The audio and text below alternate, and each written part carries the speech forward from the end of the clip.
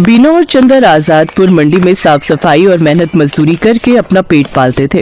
शादी के तकरीबन 2 साल बाद बीना गर्भवती हुई। दोनों ही पति पत्नी इस बात से बहुत खुश थे और बेसब्री से नए मेहमान के आने का इंतजार कर रहे थे, लेकिन होनी को शायद कुछ और मंजूर था। एक शाम जब दोनों काम से घर लौट रहे थे तो रास्ते में रेल पटरी क्रॉस करते वक्त चंदर का पैर पटरी में फंस गया।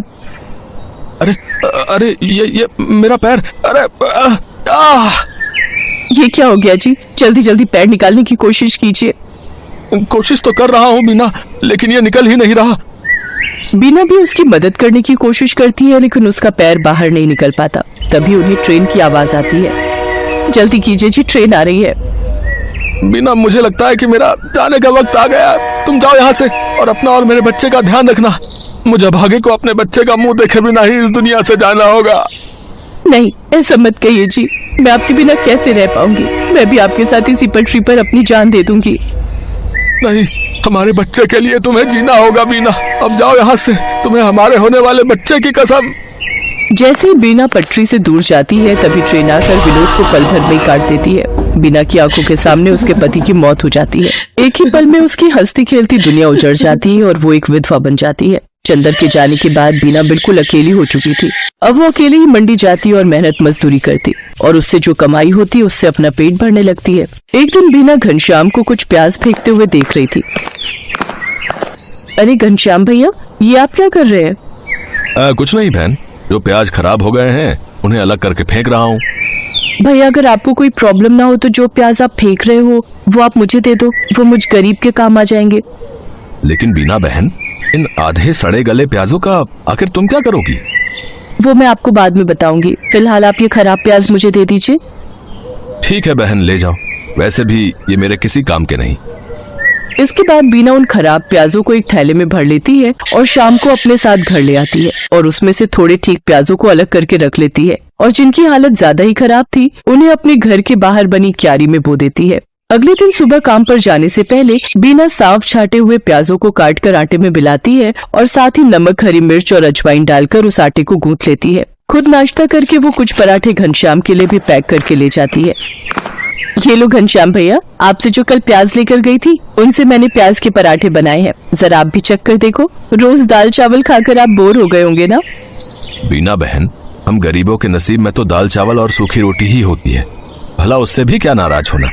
अच्छा लाओ, तुम इतने प्यार से प्याज के पराठे बनाकर लाई हो तो खाकर देखता हूँ। घनश्याम को बीना के हाथ के बने प्याज के पराठे बहुत पसंद आते हैं। ऐसे ही कुछ समय बीत जाता है। बीना को अब 7वां महीना लग गया था, जिस वजह से वो मजदूरी नहीं कर पा रही थी, जिस वजह से उसके घर खाने पीने की तंगी हो गई थी। ऐसे ही एक रोज जब वो खाना बनाने जाती है तो देखती है कि राशन के सभी डिब्बे खाली हैं। हे भगवान, एक बार को मैं तो भूखी रह लूंगी, लेकिन मेरे अंदर पल रही ये नन्ही जान कैसे भूखी रहेगी? इस हालत में तो कोई मुझे काम भी नहीं दे रहा, अब क्या करूं? हाँ, याद आया, अपनी जमीन में थोड़े प्याज उगाए थे ना, क्यों ना उनको निकाल लूं, वो अब पूरी तरह पक गए होंगे। बीना उन प्याजों को निकालती है और पड़ोस से थोड़ा आटा उधार मांग कर ले आती है। उसके बाद स्वादिष्ट प्याज के पराठे बनाती है। उसके पराठों की खुशबू को सूंघते हुए उसकी पड़ोसन आरती वहाँ पहुँच जाती है। अरे वाह बीना, तेरे घर से तो बड़ी ही अच्छी खुशबू आ रही है। आखिर क्या बनाया है तूने? कुछ नहीं बहन, ये प्याज के पराठे बनाए हैं। लो, तुम भी खाकर बताओ कैसे बने हैं। वाह वाह वाह, क्या स्वाद है बीना तेरे हाथों में। अरे इतने अच्छे पराठे तो ढाबे वाला भी नहीं बना पाता। मैं तो कहती हूँ तू प्याज के पराठे का एक ठेला लगाकर बेच और पैसे कमा। जब ऊपर वाले ने तुझे इस हुनर से नवाजा है कि तू इतना अच्छा खाना बना लेती है तो इसका फायदा उठा।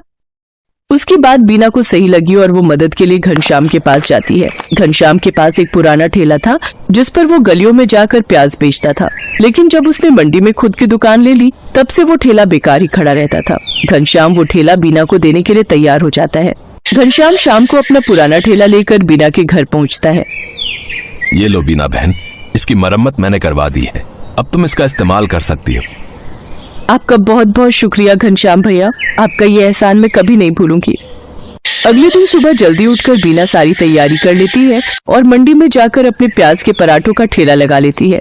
लेकिन काफी देर तक जब कोई ग्राहक नहीं आता तो वो सोचती है, हे भगवान, दिन ढलने को आ गया लेकिन अभी तक एक भी ग्राहक नहीं आया। अगर ऐसे ही चलता रहा तो मैं अपने होने वाले बच्चे को क्या खिलाऊंगी? लगता है अब बिजनेस चलाने के लिए कोई तरकीब लगानी होगी। एक काम करती हूँ, कम दाम करके बेचती हूँ। एक बार मेरे पराठों का स्वाद सबकी जुबान पर चढ़ गया तो वो कहीं और जा ही नहीं पाएगा। इतना सोचकर बीना आधे दाम में प्याज के पराठे बेचने लगती है। कम दाम में बहुत सारे लोग बीना के पराठे खाने लगे। कुछ दिन बीना ने सबको कम दाम पर ही पराठे बेचे, लेकिन फिर जब उसके ग्राहक बढ़ गए तो उसने रेट बढ़ा दिए। लेकिन तब तक वो पूरी मंडी में प्याज के पराठों वाली के नाम से मशहूर हो चुकी थी। कुछ ही दिनों में उसकी अच्छी खासी कमाई होने लगी थी। वो भगवान के आगे हाथ जोड़कर बोलती है, हे भगवान, तेरी कृपा से और कुछ अच्छे लोगों की मदद से मेरा काम बहुत अच्छा चल पड़ा है और मैं अच्छी खासी कमाई कर लेती हूँ। बस मुझ पर ऐसी ही अपनी कृपा दृष्टि रखना ताकि मैं अपने बच्चे को एक अच्छी जिंदगी दे सकूं। कुछ ही दिनों में बीना खुद का ढाबा खोल लेती है। अब उसकी खूब अच्छी कमाई होने लगी थी। उसका काम और बढ़ गया था, इसलिए उसने अपनी मदद के लिए 2 लाचार औरतों को रख लिया था। बीना की डिलीवरी का समय भी आ गया और उसने एक बेटे को जन्म दिया। महीने भर का रेस्ट लेने के बाद वो वापस काम पर जाने लगी और अपने साथ अपने बच्चे को भी ले जाती। अब वो काम संभालने के साथ साथ अपने बच्चे की भी अच्छी परवरिश करने लगी और खुशी खुशी उसके साथ रहने लगी। राधिका बच्चों को स्कूल से छुट्टी के वक्त घर लेकर आ रही थी, पर उसकी आंखों में आंसू थे। अब क्या करूं? बच्चों की फीस अगले 15 दिन तक नहीं भरी तो बच्चों का नाम स्कूल से काट देंगे। 6 महीने की फीस कहाँ से लाऊंगी? मुझे कुछ समझ नहीं आ रहा। मम्मी, बर्गर खाना है, बर्गर लेकर दो ना। मम्मी, मुझे भी बर्गर खाना है। भैया, बर्गर कितने का दिया? 10 रुपए का आलू टिक्की और पनीर लगाकर 15 रुपए का है। 10 रुपए वाले 2 दे दो भैया। ये बर्गर बनाना कितना आसान है, अगर इसमें सब्जियां अच्छी लगाकर दो तो। ये लो आपके बर्गर। मम्मी, मुझे पनीर वाला खाना था। भैया, ये लो 5 रुपए और पनीर लगा दो। बस इतना सा टुकड़ा पनीर का, इसके 5 रुपए। ऐसे तो तुम ग्राहकों को लूट रहे हो। बहन जी, 15 रुपए में अब इतना ही पनीर मिलेगा। हमें भी तो बचत करनी होती है। अगर एक ही बर्गर पर ढेर पनीर लगा दिया तो फिर हमने दुकान चला ली, और इतना ही कम लग रहा है तो खुद घर पर क्यों नहीं बना लेते बर्गर। बर्गर वाले की ये बात राधिका के मन में घर कर गई और उसके मन में विचार आया, अगर मैं बर्गर का काम खोल लूं तो मेरे पास भी इतने पैसे हो जाएंगे कि मैं भी घर के खर्चों में हरीश की मदद कर सकूंगी। और फिर बर्गर बनाना तो बहुत ही आसान है। घर जाकर माजी और हरीश से इस बारे में बात करती हूँ। राधिका हरीश और सास से बर्गर का ठेला लगाने की बात करती है। लो, कर लो बात राधिका बहू, अब तुम भी बच्चों सी बात कर रही हो। पता है हम औरतों का घर से बाहर निकलकर काम करना कितना मुश्किल है। हम औरतें घर के चूल्हा चौका ही निपटा लें, वही गनीमत है। पर माँ जी, आजकल बर्गर का काम बहुत चल रहा है। अगर मैं ये कर लूं तो इससे हरीश को भी पैसों में मदद मिलेगी। मुझे 15 दिन तक बच्चों की 6 महीने की फीस जमा करनी है। हरीश की सैलरी घर के किराए और खर्च में लग जाती है। दोनों मिलकर काम करेंगे तो घर खर्च में आसानी होगी। माँ, राधिका का मन है तो मुझे लगता है हमें राधिका को काम करने से नहीं रोकना चाहिए। अब तू भी इसका साथ दे रहा है? फालतू के पैसे खराब करेगी और हाथ कुछ नहीं आएगा, देख लेना। हरीश राधिका को 2000 रुपए देता है, पर उतने में तो बस थोड़ा ही सामान आ पाता है। राधिका परेशान हो जाती है। हरीश ने जो 2000 रुपए दिए थे वो तो कम पड़ गए। अभी तो ठेले वाले को एक दिन के 200 रुपए और गैस सिलेंडर आएगा 500 का। अभी और खर्चा करना बाकी है। मुझे कुछ काम उधार उठाकर करना होगा। बर्गर का ठेला लगाने के लिए राधिका को उधार में सामान लेना पड़ा। राधिका ने बर्गर का ठेला लगाना शुरू कर दिया, पर अभी नया नया काम था तो ग्राहक कम आ रहे थे। राधिका शाम के वक्त बर्गर का ठेला लगाती थी, पर जैसा उसने सोचा था वैसा बिल्कुल भी नहीं हुआ। मैंने सोचा था बर्गर बिक जाएंगे तो मेरी थोड़ी कमाई हो जाएगी, पर यहाँ पर तो एक भी बर्गर नहीं बिका। पता नहीं मेरी कमाई कैसे होगी। अगर कुछ दिन तक ऐसे ही चला तो माँ जी और हरीश मुझे इस काम के लिए मना कर देंगे। बहुत हिम्मत करके मैंने ये काम शुरू किया था। राधिका अभी ये सोच ही रही थी, तभी वहां एक गरीब औरत अपने 2 बच्चों के साथ आती है। दीदी, बहुत भूख लगी है, मेरे बच्चे 2 दिन से भूखे हैं। अरे, तुमने 2 दिन से कुछ नहीं खाया? रुको, मैं अभी तुम तीनों को एक एक बर्गर देती हूँ। शुक्रिया दीदी, आज तुमने हमारा पेट भरा है, और जो भूखों का पेट भरता है भगवान उसे कभी भूखा नहीं रहने देते। तुम्हें जब भी भूख लगे तुम मेरे ठेले पर बेझिझक आ जाया करो, और यहाँ पर तुम अपने बच्चों के साथ अपनी भूख मिटा सकती हो। वो गरीब औरत अपने बच्चों को लेकर खुशी खुशी वहां से चली जाती है। राधिका घर आ जाती है, पर उस दिन उसकी कमाई नहीं हुई थी। ये देखकर उसकी सास गुस्सा करने लगती है।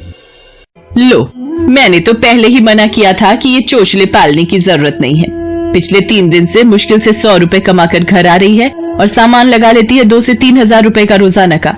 अब रोटी सब्जी तो बनेगी नहीं, हम सब ये बर्गर खाकर पेट भर लेते हैं। क्यों, अब तो तू खुश है ना अपना नुकसान करके? माँ जी, मैं कोशिश कर रही हूँ ना, और मुझे विश्वास है एक दिन मुझे अपने काम में सफलता जरूर मिलेगी। राधिका अगले दिन ठेले वाले से ठेला किराए पर लेने के लिए जाती है तो वो उसे मना कर देता है। देखो बहन जी, मैं पिछले 4 दिन से तुम्हें उधार पर ठेला दे रहा हूँ, है 200 रुपए रोज का किराया है, बस आज के लिए और उधार दे रहा हूँ।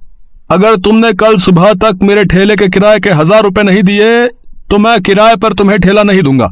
अब क्या करूं? हरीश से मांगूंगी तो वो मुझे इस काम को बंद करने के लिए कह देंगे, और माँ जी तो पहले ही मेरे काम के खिलाफ है, पर मुझे अपने बच्चों के लिए पैसे जोड़ने हैं। हे भगवान, मेरी मदद करो। राधिका भगवान से प्रार्थना करती है कि उसके ठेले पर ग्राहक आ जाए। तभी नमस्ते जी, मैं पीछे वाली गली में बर्गर की एक दुकान चलाता हूँ। यहाँ से गुजरते हुए 2 दिन पहले मैंने आपको ये बर्गर का ठेला लगाते हुए देखा था। मुझे 15 दिन पहले एक अनाथ आश्रम के लिए बर्गर का ऑर्डर मिला था, पर 10 दिन पहले एक हादसे में मेरी सीधे हाथ की हड्डी टूट गई, जिसके कारण मैंने अभी बर्गर बनाने का काम रोका हुआ है।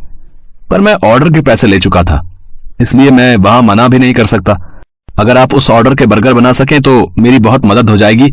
मैं आपको इसके लिए अच्छे पैसे दूंगा। जी, मैं जरूर करूंगी। आप मुझे बता दीजिए कितने बर्गर बनाने हैं। शाम को 4 बजे ही वहां पहुंचना है। जिन्होंने मुझे ऑर्डर दिया है उनके बच्चे का जन्मदिन है, वो अनाथ आश्रम 4 बजे पहुंच जाएंगे। वैसे मैं आपके साथ अपने एक आदमी को काम पर लगा देता हूं जो आपकी इस काम में मदद करेगा। ये 5000 रुपए आप एडवांस रखो, बाकी के पैसे मैं आपको काम खत्म होने के बाद शाम को दे दूंगा, ठीक है? वो व्यक्ति मानो राधिका के लिए भगवान का रूप बनकर आया था। राधिका की सारी परेशानियां दूर हो जाती हैं। वो अपने उधार के पैसे भी चुका देती है और बच्चों के स्कूल की फीस भी जमा कर देती है। उस व्यक्ति को राधिका का काम इतना पसंद आता है कि वो राधिका के साथ पार्टनरशिप में काम करने लगता है।